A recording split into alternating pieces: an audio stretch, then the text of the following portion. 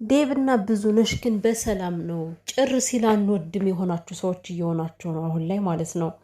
ቆይ አሁን የአብርሃም በደህና መገኘቱ አያስደስትም ነው ወይስ ደግሞ ከዛ ቤት መምጣቱ ነው እናንተ እንደዚህ ያቃጠላችሁ ያንጨረጨራችሁ? ምንም እንደ ትልቅነታችሁ እየሆናችሁ አይደለም በዚህ አጋጣሚና ዛሬማ በቃ አይን ያወጣ ወሬ ነው እኮ ብዙዬ ስታወራ የነበረው ጭራሽ ነው። አንዴ ትክጃለሽ እኔ ሩታ ምንም ነገር አላደረገችም ብዬ ምንም ነገር አድርገዋለች ብዬ አልተናገርኩም ትያለሽ። አንዴ ደግሞ እንደፈለሽ ትዘራጠጫለሽ እና ግን ነውር አይደለም። የምሬን እኮ ነው። ጭራሽ እንዴት ቴክስት ትልኩለታላችሁ በማለት እነ ሩታን እየተናገሩ ይገኛሉ።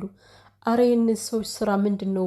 እኔ ማለት በቃ ለምን በግልጽ አማርኛ ሆናችሁ አንተና ሩታ በአንድ ላይ እንድትኖሩ አንፈልግም የሚለውን ቃላት ለምን ፍርጥ አድርጋችሁ አትናገሩም? ምክንያቱም ብዙ ነገር አድርጋችሁ እናንተ የቀራችሁ ይሄ ቃል ብቻ ስለሆነ።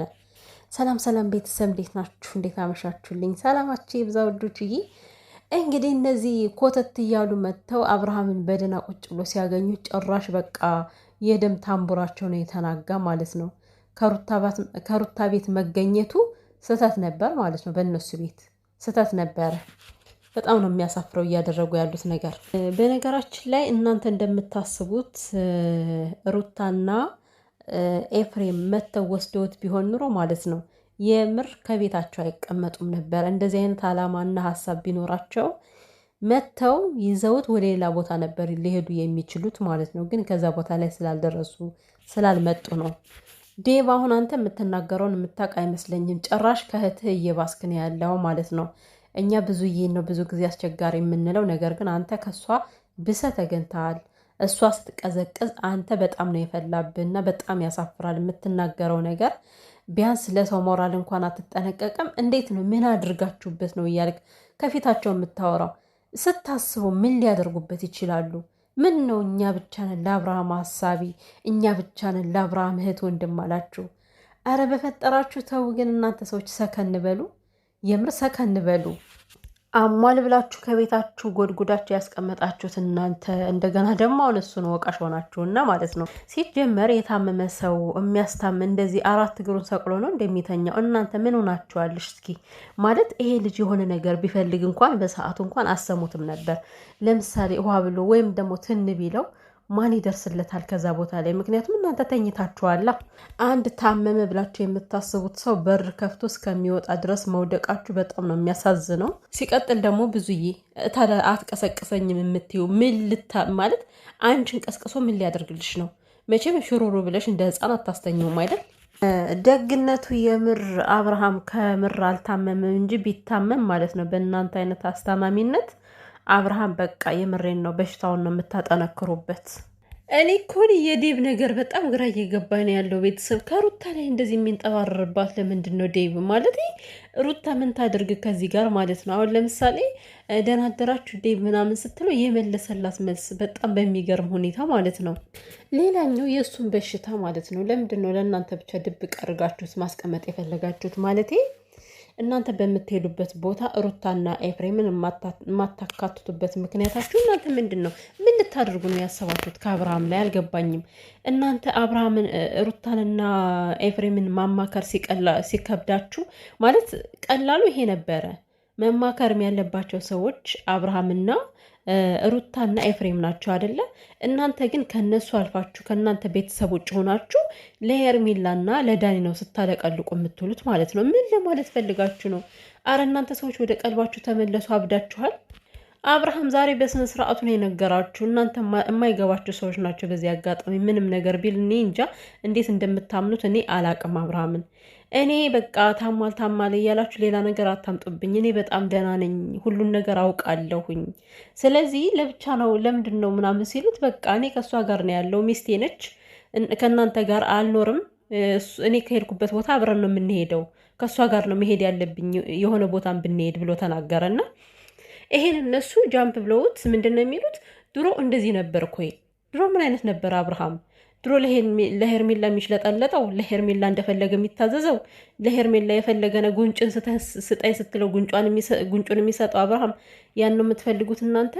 አረ እናንተ በእናታችሁ አደከማችሁን። እኔማ ደከመኝ እኮ የመሬን ነው እንዴ ደከመኝ።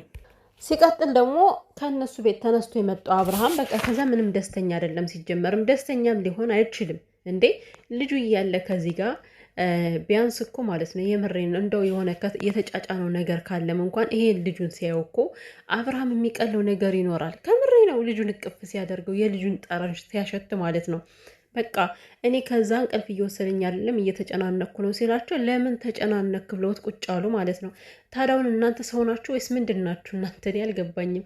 አንድ ታመመ ብላችሁ የምታስቡት ሰው እኔ ተጨናንቅ ያለው ሲላችሁ ለምን ተጨናነክ ይባላል? እንደዛ አሞት ብላችሁ መስሎኝ። ታዲያ እንደዚህ እናንተ እንደዚህ እያደረጋችሁ ያላችሁት እኮ አሞታል ትንሽ እረፍት ያድርግ ብላችሁ መሰለኝ ከእነሱ ቀምታችሁ ያስቀራችሁት እናንተ ያስቀመጣችሁት።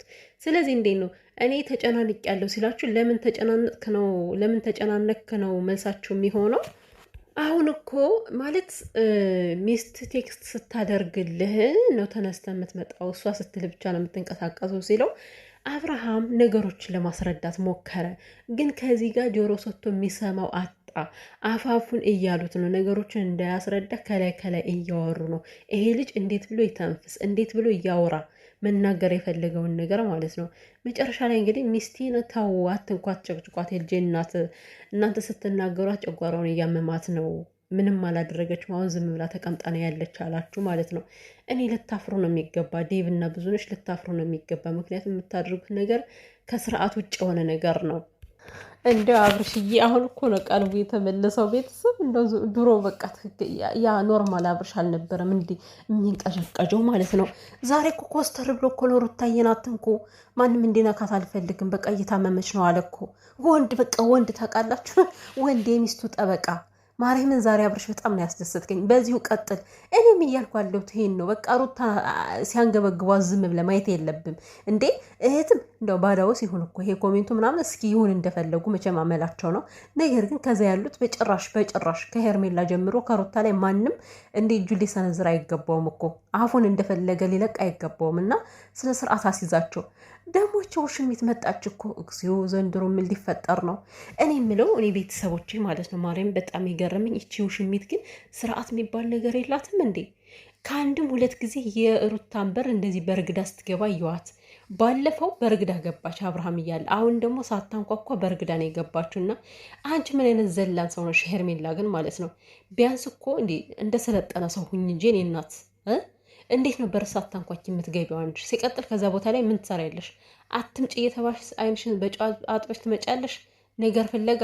ኧረ ሩትዬ እንደው አደራሽን ዛሬ ሰከን እንዳልሽው ነገም ሰከን ብለሽ አሳልፊያት ይችን ሴት ማለት ነው። ምክንያቱም እያንዳንዳቸው አሁን ላይ ከአንቺ ነጥብ ለመውሰድ ነው እየተሯሯጡ ያሉት ማለት ነው። ዛሬ በቃ ደከማት ሩት፣ ጸጥ አለች፣ ምንም ነገር አልፈለገችም እና አብርሃም የልጅን እናት ልታሰቃያት አልፈልግም ማለት። ሲቀጥል ደግሞ እነሱ ያንገበገባቸው እኮ ቤተሰብ ምን እንደሆነ ታውቃላችሁ? እነሱ የነገሩትን ሚስጥር ለሩታ ስለነገራት ማለት ይህ ነገር በጣም አናዳቸዋል። እና ምንድን ነው የምላችሁ ዴቭ እና ብዙነሽ ማለት ነው እንዴ አንድ ባል ከሚስቱ የሚደብቀው ነገር እንደሌለ አታውቁም እንዴ? በባልና በሚስት ሚስጥር የሚባል ነገር የለም።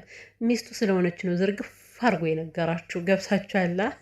የነገራት ማለት ነው።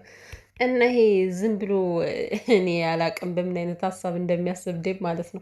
ሲመጣ ሞልተውት ነው አለ። የመጣበት ሰዓት እና እናንተ የመጣችሁበት ሰዓት መቼም በጣም ተቀራራቢ የሆነ ነገር ነው። ከመቼ ነው ቁጭ አድርገው ሊሞሉት የሚችሉት? አረ የሚሞላ የምላችሁ እናንተስ እንደ ምንድን የሆነ ነገር የጎደለ ስላለ እዚህ ብሎን ምናምን የጎደለ ስላለ መጀመሪያ ብሎናቸው ፈልጋችሁ ሰኩት እስኪ ብዙዬና ዴቭ ማለት ነው።